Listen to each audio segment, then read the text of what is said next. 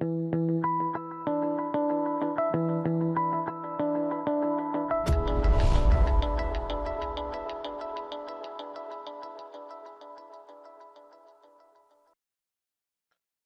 guys, this is Grant Coombs III, aka Balbomb, coming to you for another video from CardRunners.com.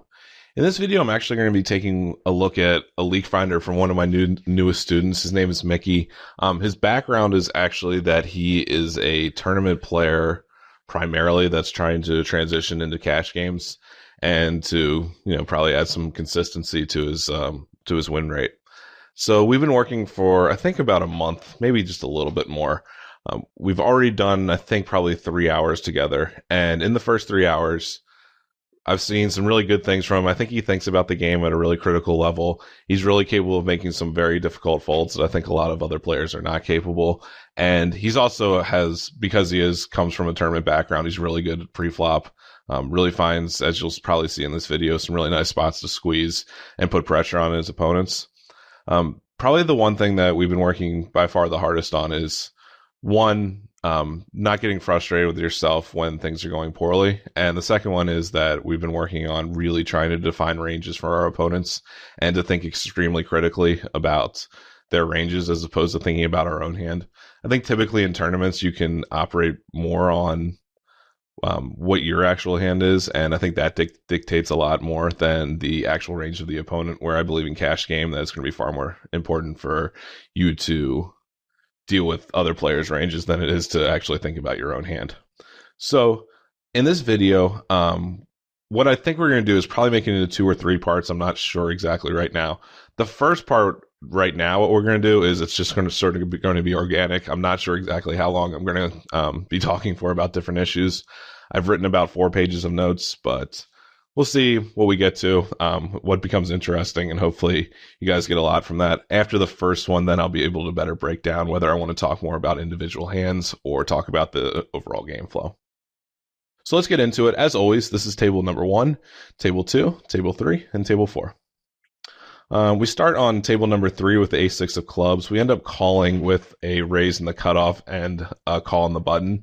Don't mind the call necessarily. Probably would like to see him 3-bet this. At least probably, I don't know, I would probably be doing this about a third of the time, I would say. So it is very critical that you want to be mixing in your 3-bets with your calls here. Also, there's not a 25-6, I suppose, is really important. By the way, really the stats that I'm really going to be focusing on are just the 3 stats right here. From left to right on the top row, it's going to be the blue stats are the number of hands, the VPIP is the second stat, and then the third stat is the amount of times he's raising. We end up doing what I think is really standard here when we're facing a C-bet and a call here is I think some really aggressive players might want to be pushing their edges here, but ultimately I think if their hands are weak enough to fold to a check raise, we can win that on most board runouts on later streets. So we don't need to check raise here. And when we're check raising, we're just check raising into really big hands like flop straights, sets, top 2, things like that. So I don't think there's really any need whatsoever. Now, once we hit there on the flop, and the draw is so incredibly obvious, I actually like leading here on the turn. I think any 7's going to call us. I think any 2-pair or set's going to call us on the turn. And obviously any queen, I pretty much expect to call us at least once. And I think against probably a large percentage of your player database is going to call you on the river here if they have a queen as well, if another club doesn't come off. So I definitely like leading here. I think what happens is that even a hand like king queen, or certainly a hand like ace queen, is probably going to be checking the turn and just evaluating the river, thinking, okay, well, I'm always going to get one street from a lot of different hands here, but there's no need to inflate the pot in case there's a potential flush out there. So I actually like leading here on the turn. And by the way, don't be afraid to use some lines that maybe you're a little bit uncomfortable with.